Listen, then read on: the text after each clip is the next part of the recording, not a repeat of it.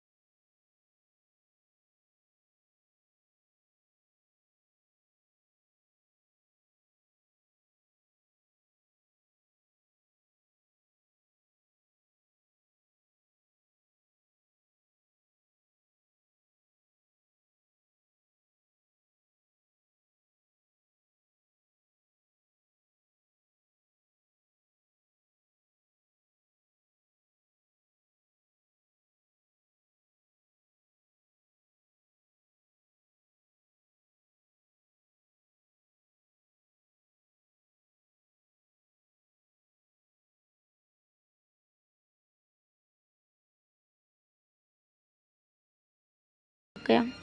इसके बाद भी मैं तुम्हें एक बार देखने के लिए आया था। उस समय तुम एक ओमेगा से बात कर रहे थे, इसलिए मैं वहाँ से आ गया। ईबो ने कहा, तुम्हें मुझसे पूछना चाहिए था। तुम कुछ भी अपने मन में नहीं सोच सकते। मैं वैसा कुछ भी नहीं कर रहा था। सान ने कहा, मुझे कैसे पता तुम कुछ भी नहीं कर रहे थे। ईबो ने कहा, वही तो, तुम्हें कैसे पता मैं कुछ भी कर रहा था। तुम्हें मुझसे पूछना चाहिए। ईबो ने कहा, सान मुझे डर लग रहा है। सान ने कहा, लेकिन क्यों। ईबो ने कहा, मुझे डर लग रहा है। अब सब लोग क्या कहेंगे। सबको पता चल चुका है कि मैं ड्रैगन प्रिंस हूँ। क्या तुम्हारे लोग मुझे अपना पाएंगे या फिर तुम्हारा अपोज नहीं करेंगे। तुम्हारे खिलाफ तो नहीं हो जाएंगे ना तुम्हारे लोग। सान ने स्माइल करते हुए कहा, नहीं होंगे। यहाँ के लोग तुम्हारे क्लान से अलग हैं। ईबो ने कहा, तुम्हारा मतलब क्या है। सान ने कहा, तुम जब यहाँ से वापस जाओ ना तो अपने क्लान में जाकर आराम से अपने लोगों की बातें सुनना। वो लोग क्या बातें करते हैं तुम्हारे बारे में, तुम्हारे लोगों के बारे में, और आराम से हमारे आसपास के लोगों के बारे में जानना। उन्हें बिना पता लगे उनकी बातें सुनना चुप कर। वो लोग क्या बातें करती हैं और तुम्हारे किंगडम में तुम्हारे बारे में क्या बातें होती हैं। तुम्हें अंतर साफ साफ पता चल जाएगा कि मेरे लोग मुझ पर इतना भरोसा क्यों करेंगे। ईबो ने कहा, जो भी हो, पर मैंने तुम्हें सच में बहुत याद किया। मैंने भी तुम्हें बहुत याद किया है जान। ईबो, क्यों ना तुम अब मेरे घर वालों से भी मिल लो। तुमने इस रूम में सिर्फ चैंग से मिले हो और किसी से नहीं। पिछली बार यानली ने जो किया, उसके बाद मुझे नहीं लगता कि वो कैसा महसूस करेगी, पर तुम्हें उससे मिलना चाहिए। सान, मुझे डर लग रहा है, कहीं वो लोग मुझसे गुस्सा हो गए तो। ईबो, तुम्हें डरने की ज़रूरत नहीं है। कोई तुमसे गुस्सा नहीं होगा। चलो मेरे साथ। सान ने ईबो को हाथ को पकड़ा और उसे उस कमरे से बाहर लेकर आया।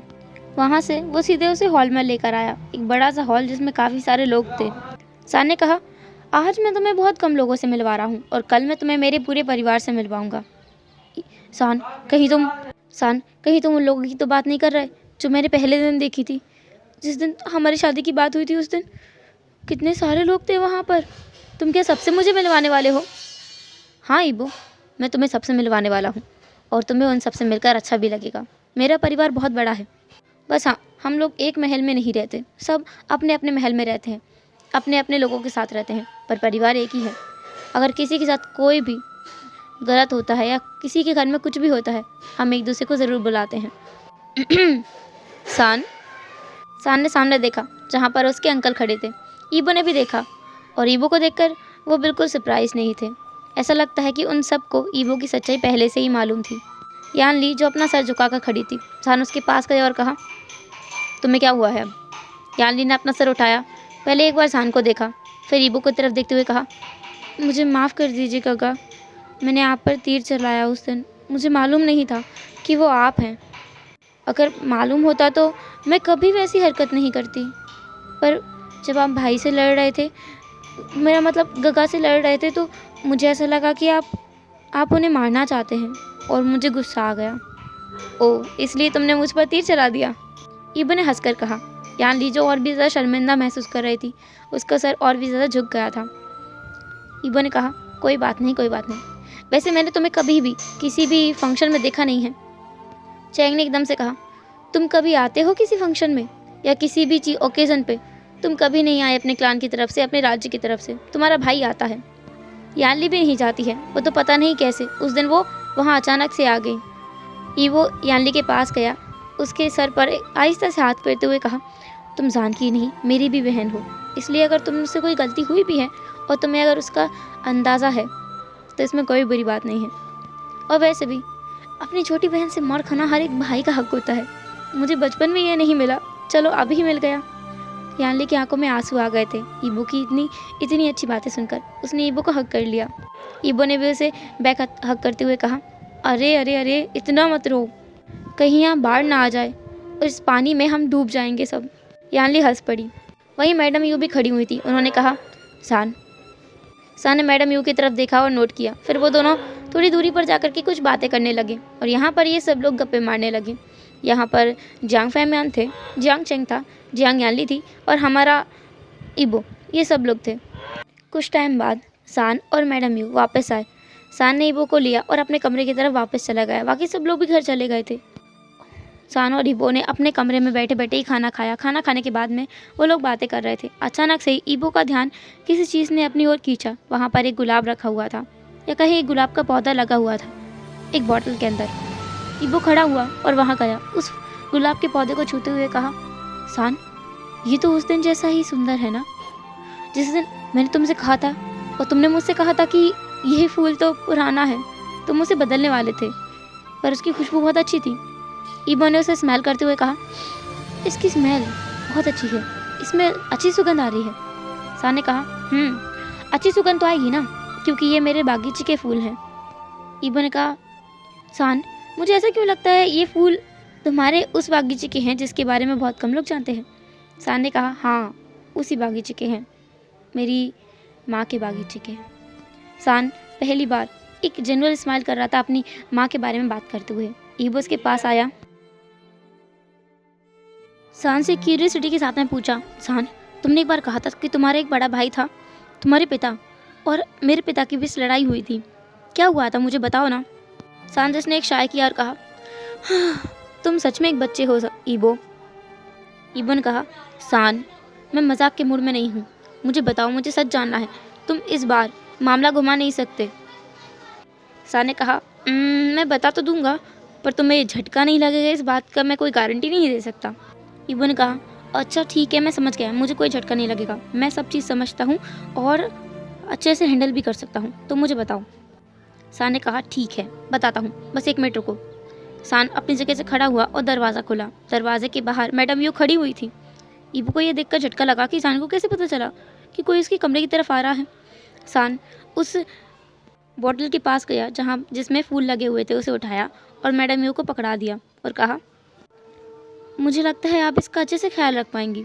मैडम यू ने कहा, बेशक, मुझसे अच्छे से इसका ख्याल और कोई रख ही नहीं सकता। वो वहाँ से चली गई। सान अपने कमरे में लौट कर आया।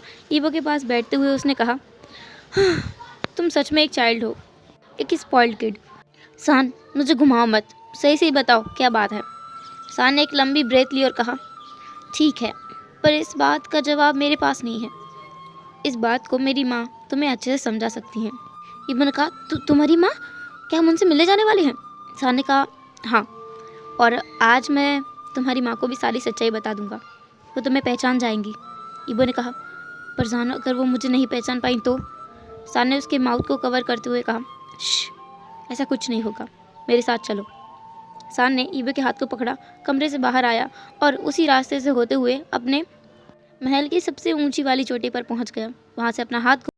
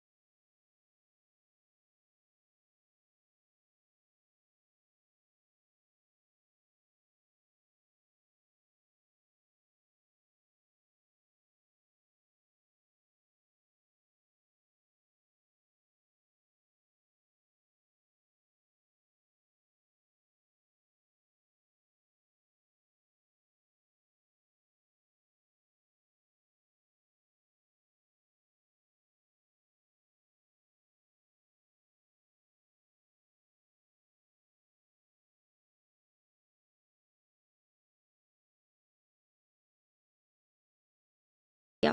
वो दोनों उनसे बातें कर रहे थे, सिर्फ गैर फालतू की बातें, जैसे वो दोनों क्या करते हैं यहाँ पर, कैसे रहे, उन लोगों ने कितना उन दोनों को मिस किया, उन लोगों ने कितना इन दोनों को मिस किया, ये सब कुछ चल रहा था। काफ़ी देर तक बात करने के बाद में रात के समय पर अब उनके सोने का समय था। ईबो और सान एक कमरे में थे, उनकी परी माँ अपने कमरे में और बड़ी माँ अपने कमरे में। रात के लगभग 12 बजे ईबो, जिसकी नींद लगी हुई थी, उसने पाया कि कोई उसे हिला रहा है और जगाने की कोशिश कर रहा है। ईबो, ईबो, उठो, ईबो, ईबो, ईबो उठो ना। ईबो ने कहा, सान मत करो परेशान। सान ने कहा, ईबो तुम्हें जाना नहीं है सच? फिर मैं नहीं बताऊंगा, कह देता हूँ। ईबो तुरंत उठकर बैठ गया। उसने कहा, हाँ हाँ सच, मुझे जानना है ना, सच बिल्कुल जानना है। सान ने कहा, चलो मेरी माँ के पास चलते हैं, वो हमें सच्चाई बताएंगी। हालांकि मुझे तो आधा सच पता है, आधा मेरी माँ बताएंगी, चलो। ईबो और सान अपने कमरे से निकले और डायरेक्ट अपनी बड़ी माँ के कमरे में आकर के बैठ गए। उनकी बड़ी माँ ने जैसे उन दोनों के लिए ही दरवाज़ा खोल के रखा हुआ था।